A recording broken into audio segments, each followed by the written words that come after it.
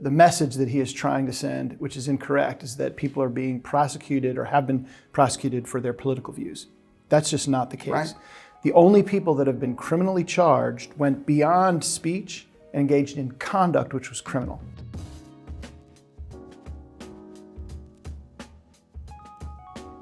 Welcome to Salon Talks. I'm Dean Obeidallah, and today we're joined by Tim Heaphy. He served as Chief Executive Counsel for the January 6th House Committee.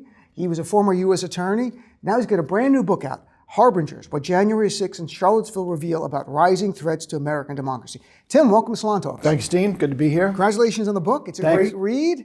So you talk about being a lawyer for over 30 years, but somehow accidentally you've become an expert on political violence, which you share in your book. But how did you accidentally become an expert on this field? So I live in Charlottesville, Virginia. I have lived there for over 20 years. I was U.S. Attorney for that district. And when August 12th, 2017 happened, the racial violence in our community, like everybody else, it was really troubling, really disconcerting. And I wanted to do something to sort of help understand and recover from that event. So I actually reached out to the city, to the mayor, to the city council, and said, look, you ought to do some kind of after action and evaluate how the preparations and management, how this went, because it obviously had not gone well. So they hired me. I was a lawyer in private practice to do an independent report of how the city managed the Unite the Right rally. That was very intense. It was 90 days. It was a sprint to put together that report, which was ultimately very critical of our client, the city. So then when January 6th happened, some years later, I was the general counsel at UVA, and a lot of parallels I could tell right away. So when the select committee was formed, I had a mutual friend in Congress who kind of connected me to the speaker's staff. I had done the Charlottesville report, which clearly had some sort of parallels, and they hired me to run the Jan 6 investigation. So I didn't sort of to go out to decide I'm going to be an expert in mass demonstrations and violence. It just sort of happened because of those circumstances. Sure. But it's interesting, though, you went to Charlottesville and you're like, you need a report, and I'm the person to write it, which I'd like to write a report about the 2024 election and after action, like what happened, but no one wants to hire me for that. So we are here to talk about your book. So there's something interesting you talk about in your book, a parallel between Charlottesville and January 6th, and that it's not right versus left. Right. There's something deeper going on. Yeah. And you go in great detail, but can you give us encapsulate a little bit, what did you find? Yeah, I appreciate that. So both Charlottesville and January 6th started with an impetus, right? An issue that created an initial conflict. In Charlottesville, it was Civil War statues. At the Capitol, it was the election. But each event, Dean, started from that core impetus to become a much broader forum for anger, for grievance, for people that were just mad at institutions. Charlottesville became about race and the Great Replacement theory and what's going on more broadly in this country, way beyond the statues. And at the Capitol, a lot of people were there motivated by the election, but some of them were there because they were angry about COVID restrictions or some of the same motivation from Charlottesville, this sense that they were being replaced. So that tells me that what we're dealing with in this country is really a conflict, not right or left, but insiders versus outsiders, or people who believe in institutions, who are invested in them, who rely on them, and people that don't trust those institutions. They don't trust government, they don't trust media, they don't trust higher education or even science in some cases. And that's the sort of fundamental tension that I think those two events point out. And going a little beyond the scope of your book, I mean, do you see a potential for a tension like that as we see objectively a rising oligarchy in our nation? Yeah. And you have the super wealthy, and some people on the rank and file on the right think they're their friends, but ultimately I think they're going to learn pretty soon they're not their friends. No, exactly. Do you see some kind of division like that can fuel future action violence? Yeah, look, I mean, you look around the world and this same pattern, insider-outsider, which sort of creates a vacuum in which oligarchs rise. Yes, you sort of see hints of that here. And I do think that ultimately those super wealthy people, those titans of tech or other industry, are really in it for themselves, not for the common good. We're not electing them to anything, and their influence, I think is troubling. Speaking of people concerned about themselves only, not the common good, Elon Musk, you talk about social media in your book being something that fueled both attacks. Yes. Now we have Elon Musk who's taken the guardrails off of Twitter. At the time both these attacks, there were some guardrails. There's nothing now. Right. He has literally let on, back on X, neo-Nazis who threatened to kill me, who I sued and got a judgment of $4 million. It wasn't to collect the money. It was the idea of these are Nazis trying to silence anyone who was their critics. They're back on the platform. Yeah. He's peddling misinformation himself. Right. What are your concerns going forward when you see that? Yeah, I was surprised in both Charlottesville and investigating the Capitol attack at how many people in this country only get their news, their information about what's going on in the world from these curated social media feeds. So rather than go to Salon or the New York Times or NPR directly to those sites, they're only really seeing anything, any reporting, if it is fed to them through the algorithm-driven platform. So what that results in is people only getting content that sort of reaffirms their perspective, right? That's what the algorithms do. They pump you stuff that is similar to things with which you've engaged. And there's also, as you said, Dean, very little content moderation. So there's a lot of stuff out there that is pumped through the algorithm that's just wrong. It's just false. You know, the biggest example of this is Stephen Ayers, who was a witness in the January 6th hearings. You know, carpenter from Erie, Pennsylvania, going to work every day, surprised that President Trump lost the election. So he started reading about it on Facebook. And pretty soon he's getting all this content through his Facebook feed, suggesting all of this widespread fraud, no basis in fact. He finds himself at the Ellipse, goes down to the Capitol. Now he's not a victim. We all have a responsibility to educate ourselves, to sift the information we get, but that more and more is how Americans are receiving information. Very much so. And Facebook just announced they're pulling back on their own moderation and doing an ex-community note system, which, look, if it's going to work or not, it depends, I guess, on your feed. You know, one thing is, I've spoken to Jason Selvig. He's one of the good liars. It's like a comedic group, but they learn a lot. And what they found that really stunned me, I spoke to him, was that a lot of people at Trump rallies are not getting their news anymore from X or Facebook. They're getting it from Truth Social. That's it. They're not even watching the news. How do you reach them? Yeah, it's very difficult. Very difficult. I think you reach them by starting really early. I talk in the book in terms of solutions that we have to teach young people how to navigate this information ecosystem, right? We got to make them educated consumers, and we all have to be that way ourselves. I think some transparency about these algorithms and how they work would be helpful. I think trying to restrict the bots or fake accounts pumping lots of information and driving the algorithms would help. But it's not social media's fault. It's really the consumer's fault. It's our fault. They're profit-driven companies, and they should be maximizing profit for shareholders. But we need to be better we collectively, at navigating that landscape, starting with young kids. Certainly. So, you know, looking at January 6th, we just had the anniversary of that. You worked on the January 6th committee.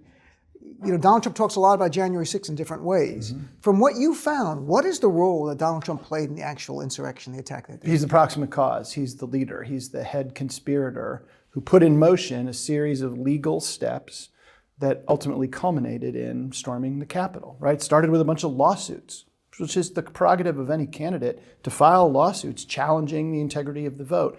All of them failed.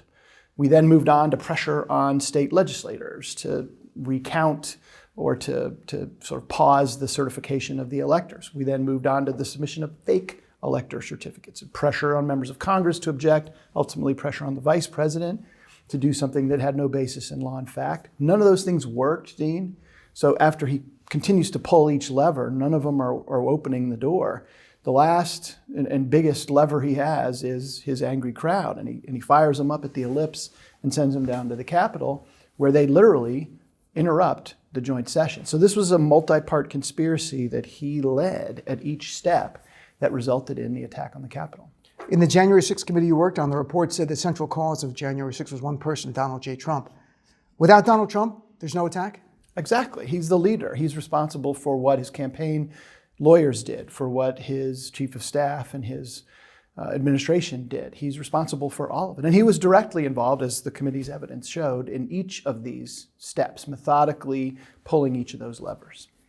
As someone who's a former U.S. attorney who understands our system of punishment deterrence, what does it say that Donald Trump is not being held accountable for his role in attempting a coup and the January 6th terrorist attack? I think it's really disconcerting, and it undermines the rule of law. I say in the book that the aggressive prosecutions by the Justice Department, I think, would have a deterrent effect. It's more likely that people will pause before they're willing to engage in the kind of thing that we saw at the Capitol, if they remember how many people's lives were upended justifiably by the criminal justice involvement.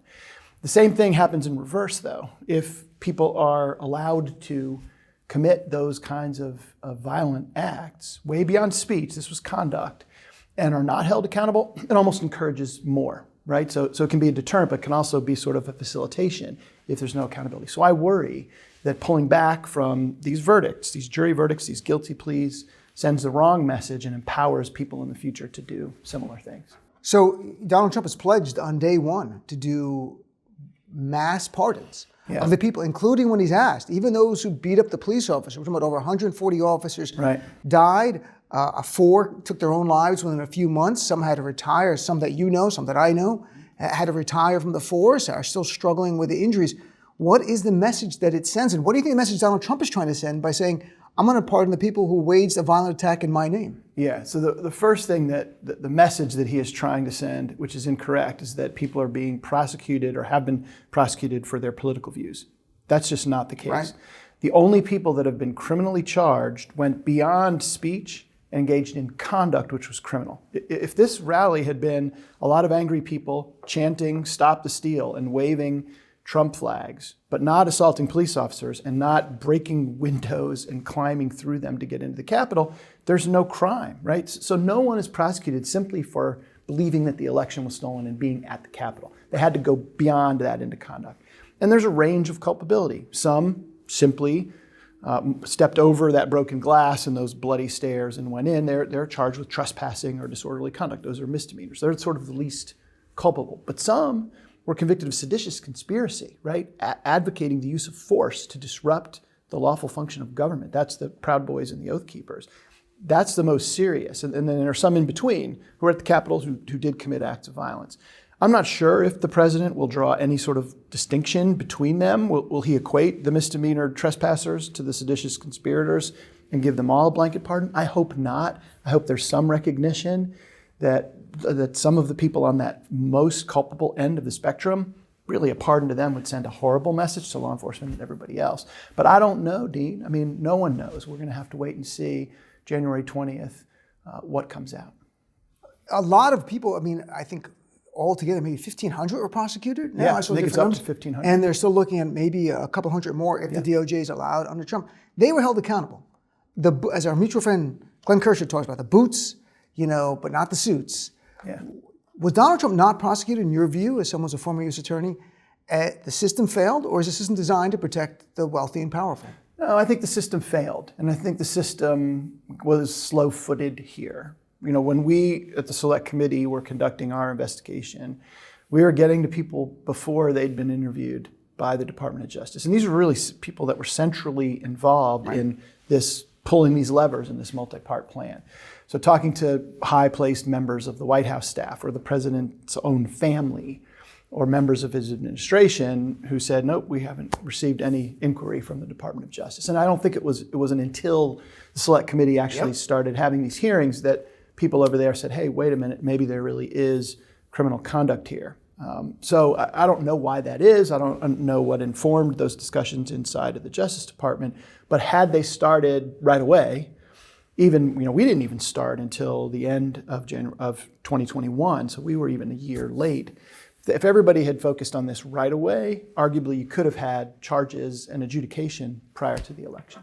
I interviewed Adam Schiff about his book, for Salon, and at the time, he was at the point where he had grown frustrated enough to articulate it and said to me, he thought DOJ was moving too slowly at the time. And then he went more and more public with that, which I could not agree with more. Only time will tell. So when you look forward now, I mean, we don't have a crystal ball. What are your concerns about our institutions, though, under this administration, considering your work has been to protect our institutions, literally to protect the institutions? Yeah, I mean, I say in the book that we can't wait for government to fix this problem, this lack of faith in institutions. Unfortunately, in my view, our representative government is really, the rules are designed more to protect incumbency than to solve real problems.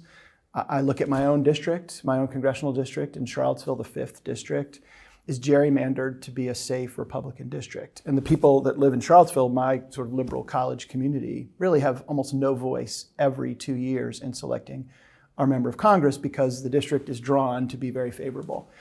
And when you couple gerrymandering with the incessant amounts of money that flow in primarily to incumbents, the system is designed to sort of entrench those that are in power. And they're the ones that write the rules, and therefore they don't have much incentive to change them. And I think that creates a cynicism. I do think there's a basis for some people's anger at institutions. And I worry about that. Unless we fix that process, create more incentive to compromise, create more general political competition, I think government will continue to be somewhat distant and unable to solve the problems of real people.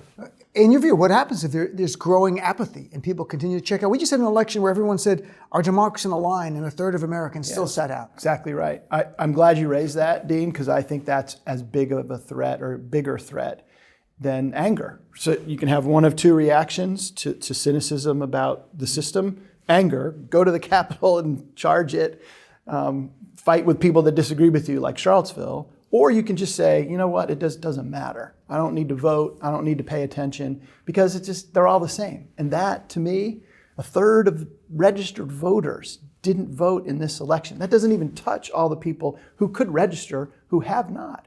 I think if everybody in America votes, pays attention, participates, educates themselves, we're fine. Democracy will be there.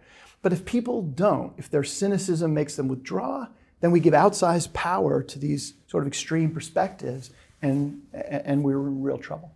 Yeah, I mean, you have this narrative in the media, started by Trump, of course, that he got a mandate. He got 33% of the vote. Exactly. Literally 33%. 51% of 66%. Right, but people didn't come out. And so you try to get them to come out. You know, you write about in the book the idea of your work on both Charlottesville and January 6th. You feel like you're speaking to people you're preaching to the choir. This idea, and we touched a little bit earlier, how, without giving up on a generation now, without just looking at younger people, are there ways we can reach out?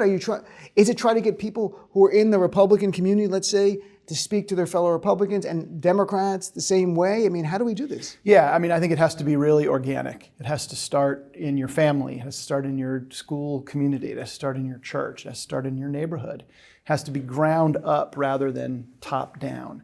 And how do we encourage that? You know, I'm really attracted to some things like a creative incentivized national service, where we put people together who are different when they're building trails in Colorado or working in nursing homes in New York City, right? Like, let's find ways to bring people who are different together in lots of different settings, educational or working together. That's the kind of organic, ground-based solution that I think it's going to take. I do think what's going to happen politically, though, is that you'll see some things that happen with this new administration that are going to prompt a really strong backlash. So if you believe what Dr. King said, the arc of history, bends toward justice, it'll be jagged, there'll be steps backward. But maybe some of the things that happen in the next 4 years prompt participation or prompt people to care more and engage more fully going forward. Yeah, and last thing, you write in your book about January 6th in Charlottesville, the Harbingers, which is the title, of American division and our dangerous potential to descend into conflict and division going forward. How concerned are you about political violence going forward? I'm very concerned about it. We've seen event after event that people sort of scratch their heads and say, wow, did that really happen? Well, yeah, you should be less and less surprised going forward. And when you have things like lack of accountability, I think that only encourages the potential for more violence. So I'm very concerned. I do think law enforcement is getting better at preparing for some of these things, but not always. Things spring up. And we can't always be on point and count on our law enforcement to protect us from political violence. And we had an example on New Year's Day. Exactly. With two different attacks for two different motivations. Well, Tim, again, it's great having you on Salon. The book Harbingers, what January 6th in Charlottesville reveal about rising threats to American democracy. Appreciate you being here. Thanks for watching Salon Talks. I'm Dean Obeidallah. Thank you for watching Salon Talks. If you had a good time, why not subscribe right over here so you can get more conversations with your favorite artists, actors, directors, writers, comedians, musicians, politicians, everybody you love, and I love too. And while you're here, why not watch another video right now?